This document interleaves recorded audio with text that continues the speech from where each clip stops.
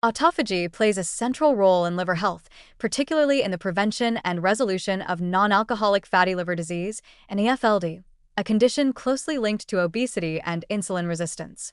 In a healthy liver, autophagy, specifically lipophagy, the breakdown of intracellular lipid droplets, acts as a key mechanism for regulating fat storage. By selectively degrading excess lipids, dysfunctional mitochondria, and toxic protein aggregates, hepatic autophagy helps maintain a balance between fat synthesis and fat clearance. This process protects liver cells from lipid overload, oxidative stress, and inflammation. But when autophagy is impaired, as often occurs with chronic overnutrition or obesity, the liver loses its ability to manage fat appropriately, leading to its gradual accumulation in hepatocytes and the progression toward fatty liver disease. In early stages of NAFLD, fat droplets begin to build up silently, often without symptoms, but this marks the beginning of metabolic dysfunction within the liver. The liver, overwhelmed by a surplus of free fatty acids and triglycerides, relies on autophagy to mobilize and degrade these lipids.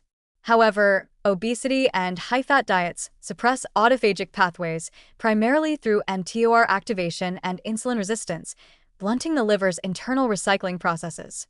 As a result, lipid breakdown slows, and the liver becomes a reservoir for fat accumulation.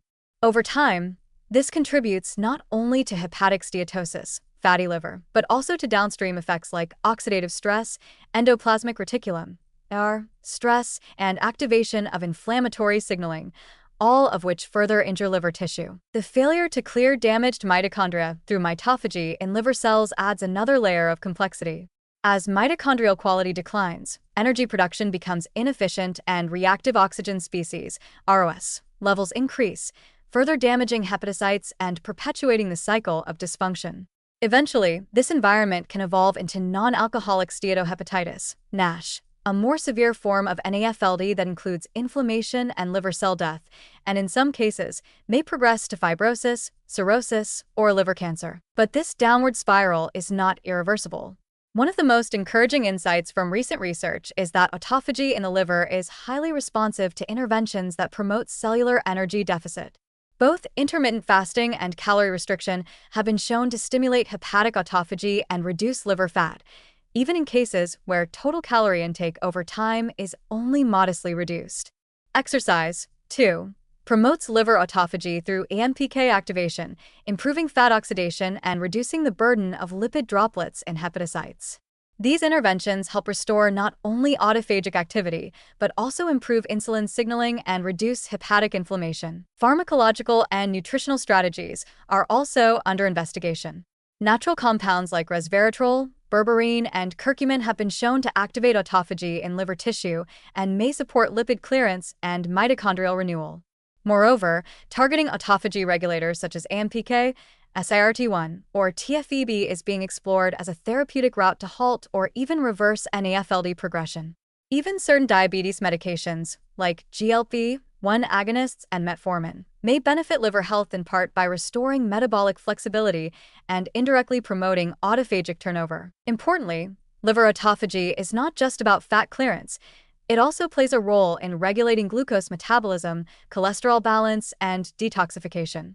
As such, enhancing autophagy doesn't just shrink liver fat, it rejuvenates the organ's broader metabolic functions. A liver with robust autophagic capacity is more resilient to metabolic stress, more efficient at handling dietary challenges, and more capable of preventing progression toward chronic liver disease. However, as with all biological systems, moderation matters. Autophagy must be flexible and well-regulated.